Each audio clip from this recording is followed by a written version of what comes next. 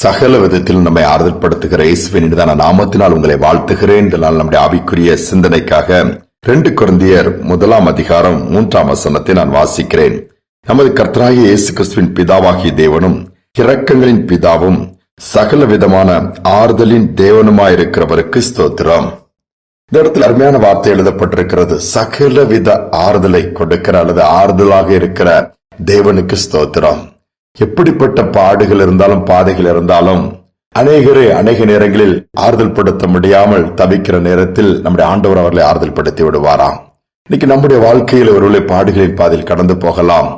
நாம் போய் கவலைப்படாதங்க, தைரியமா இருங்கன்னு சொன்னா நீங்க ஈஸியா சொல்லிருவீங்க. நான் படுகிற பாடுகள் எனக்குத்தானே தெரியும், நான் போகிற பாதையின் உள்ள வேதனை எனக்குத்தானே புரியும் என்று சொல்லி பல விதத்திலே பதில் வருவதை நாம் அறிந்திருக்கிறோம். இயேசுவினுடைய வாழ்க்கையை பாருங்கள். எல்லாவித பாடுகளின் பாதையில் அவர் கடந்து சென்றார்.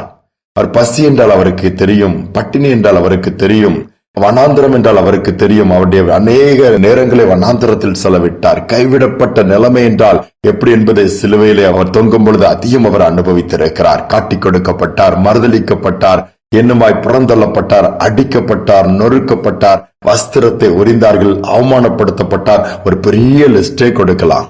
அவருடைய பாடுகளை நினைத்து பார்த்து அந்த பாடுகளுக்கு ஈடாக நம்முடைய பாடுகள்லாம் வரவே வராது. நாம் பாடுபடுகிற நாம் கடந்து போற பாதைகள்லாம் ஒன்றுமே கிடையாது. அவ்வளவு கடினமான பாதையிலே தேவகுமாரனாகிய இயேசு மேன்மையெல்லாம் தொடர்ந்து பூமிக்கு வந்ததினாலே நமக்காக அவைகளை ஏற்றுக்கொண்டார் என்று வேதம் சொல்லுகிறது. அதனால் அவரால் ஆறுதல் படுத்த முடியும். பசியோடு இருக்கிறவர்களுக்கு ஆகாரம் கொடுத்து அவர்களை பசியை போக்க முடியும். பலவீனமா இருக்கிறவர்களுக்கு பலன் கொடுக்க முடியும். கைவிடப்பட்டவர்களுக்கு அவங்க கையை பிடிச்சு தைரியம் கொடுத்து, நான் கூட இருக்கிற, மற்றவங்க விலகி போயிட்டா கவலைப்படாதங்க, மற்றவங்க கைவிட்டுட்டாங்கன்னா சோர்ந்து போகாது என்று தட்டி கொடுத்து தைரியம் கொடுக்க அவரால் முடியும். எல்லாவித சூழ்நிலையும் என் மரணத்தையே தமது மரணத்தினால் ஜெயிக்கிறார். மரணம் என்றாலும் அவருக்கு தெரியும், இழப்புகள் என்றால் அவருக்கு தெரியும். அதுதான் சகல வித ஆறுதலின் தேவன். எப்படிப்பட்ட பாதிப்புகள் இருக்கிற ஜனங்களையும் என் தேவனால் ஆறுதல் படுத்த முடியும். ஒரு அருமையான விதவை தாய், அவர்களுக்கு 7 குழந்தைகள். அவர்கள் அந்த 7 குழந்தையும் கஷ்டப்பட்டு வளர்த்து நல்ல பெரிய நிலைமைக்கு கொண்டு வந்து விட்டார்கள். ஆனால் அவர்கள் அதற்கு பின்பு பிள்ளைகள் நல்ல நிலைமையில் வந்து செட்டில் ஆன உடனே நல்லா ஃப்ரீ ஆயிட்டாங்க. பிள்ளைகளும் சந்தோஷமா அந்த தாயை பராமரித்தாங்க. கேட்டதெல்லாம் வாங்கி கொடுத்து எல்லா விதத்திலும் துணை நின்றாங்க.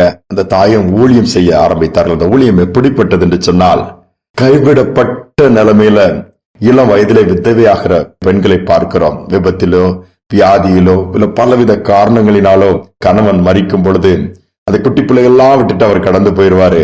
ஆனா இந்த ஏழை விதவை பெண் அந்த பிள்ளைகளை எப்படி வளர்த்து ஆளாக்க முடியும், சமுதாயத்துல நான் இருக்கிற சவால்களை எப்படி சந்திக்க முடியும்னு நினைக்கும் பொழுதே பயம் வந்துவிடும். அழுது கொண்டே இருப்பார்கள். ஒரு நம்பிக்கையற்ற ஒரு நிலைமை உருவாகிவிடும். எல்லாமே இருளாய் மாறிவிடும். எதிர்காலம் கேள்விக்குறியாய் மாறிவிடும். அப்படிப்பட்ட சகோதரிகளை பார்த்து ஆறுதல் படுத்துவாங்க. ஒரு முறை அவங்க சொன்ன காரியம், ஒரு குடும்பத்தில் இது மாதிரி ஒரு 3 பிள்ளைகள் இருக்கிற ஒரு இளம் பெண், அவருடைய கணவன் இறந்ததுனால் அந்த குட்டி குட்டி பிள்ளைகள் எப்படி வளர்ப்பது, எப்படி என வெளி உலகம் அவர்களுக்கு தெரியாது. பொருட்களை வாங்க எந்த கடைக்கு போய் கணவன் வாங்கி கொடுப்பார் என்றும் தெரியாது. வருமானம் கிடையாது. திடீரென்று கணவனுடைய அந்த இழப்பு அந்த குடும்பத்தை, அந்த மகளை அதிகமா அசைத்து விட்டது. தானும் செத்து விடலாமோ, பிள்ளைகளையும் கொண்டு விட்டு செத்து விடலாமோ நிலைமைக்கு கொண்டு போய்விட்டது. எத்தனையோ பேர் ஆறுதல் படுத்தி பார்த்தார்கள். அவள் மாறவே இல்லை, அழுது கொண்டே தான் இருந்தாள். இந்த தாய் அந்த சகோதரியை சந்திக்கிறாள். எனக்கு 3 குழந்தைகள், உன் நிலைமை எப்படி? என் நிலைமை ஒரு காலத்தில் இப்படித்தான். எனக்கு 7 குழந்தைகள், எல்லாவற்றையும் கொண்டு விட்டு சாகலாம் என்று போனேன். அப்பொழுதுதான் இயேசு என்னை சந்தித்தார். அந்த அன்பு என்னை சந்தித்தது. அவர் வாக்கு கொடுத்தார், நான் பிள்ளைகளை நடத்துவேன், வளர்த்து கொடுப்பேன், நீ தைரியமா இருந்து மட்டும் காரியத்தை செய்யு சொன்னார். நீங்க பிள்ளைகள் எல்லாம் நல்லா இருக்கிறாங்க பாருன்னு சொல்லி அவர்கள் அந்த ஆண்டவர் செய்த நன்மைகளை நடத்தின விதத்தை சொல்லும் பொழுது இந்த சகோதரிக்கு ஒரு நம்பிக்கை பிறந்தது. கண்ணீர் நின்றது. எழுந்தால் பிள்ளைகளை வளர்த்து ஆளாக்கும்படிய காரியத்தில் ஈடுபட்டு விட்டாலாம். பாருங்கள் எத்தனை மேன்மை. ஒருவேளை அந்த தாய், விதவை தாய், அந்த பாடுகளின் பாதையில் என்று சொல்லாவிட்டால் இன்று பாடுகளின் பாதையில் செல்கிற அந்த தாயை ஆறுதல் படுத்திருக்க முடியாது. ஒருவேளை இன்னைக்கு பாடுகளின் பாதையில் நீங்கள் கடந்து போகலாம், கண்ணீரின் பாதையில் கடந்து போகலாம். ஏன் எனக்கு இந்த பிரச்சனை? அதற்கு ஒரு காரணத்தை கர்த்தர் வைத்திருக்கிறார். உங்கள் பிரச்சனையை மாற்றுவார். அதே நேரத்தில் இப்படிப்பட்ட பிரச்சனைகளில் கடந்து போகிற பிள்ளைகளை நீங்கள் தூக்கி விடுவீர்கள், ஆறுதல் படுத்துவீர்கள், தொடர்ந்து ஓட வைப்பீர்கள். அந்த கிருபையை உங்களுக்கு கொடுக்கிறார். சோர்ந்து போக வேண்டாம். ஆறுதலின் தேவன் நம்மோடு இருக்கிறார். ஜெபிப்போம். அன்பின் தகப்பனே, சகல ஆறுதலை கொடுத்து நீ நடத்துகிற தேவனா இருப்பதற்காய் ஸ்தோத்திரம். பல விதத்தில் நாங்கள் போராட்டங்களை பார்த்து சோர்ந்து போகிறோம். சில நேரம் பின்வாங்குறோம், சில நேரம் அப்படியே உட்கார்ந்து விடுகிறோம். எல்லாமே எதிராக மாறிவிட்டது, எல்லாமே பலவீனமாய் போய்விட்டது, எல்லாமே இழந்து விட்டோமே, நம்பிக்கை இழந்து போய் இருக்கிற பிள்ளைகளுக்கு ஏராளம் அப்படிப்பட்ட பிள்ளைகளை நீ கண்ணோக்கி பார்த்து எந்தெந்த பாடுகள் அவர்களை நீ பாதித்திருக்கிறதோ அந்த பாதிப்புகளை நீ மாற்றி ஆறுதல் படுத்த வல்லவராய் இருப்பதற்காய் ஸ்தோத்திரம். அதே நேரத்தில் அப்படிப்பட்ட பாதிப்புகளுக்குள் கடந்து போகிற பிள்ளைகளை உம்முடைய பிள்ளைகள் ஆறுதல் படுத்தி தூக்கி விடுவதற்காய் ஸ்தோத்திரம். தைரியப்படுத்தும்.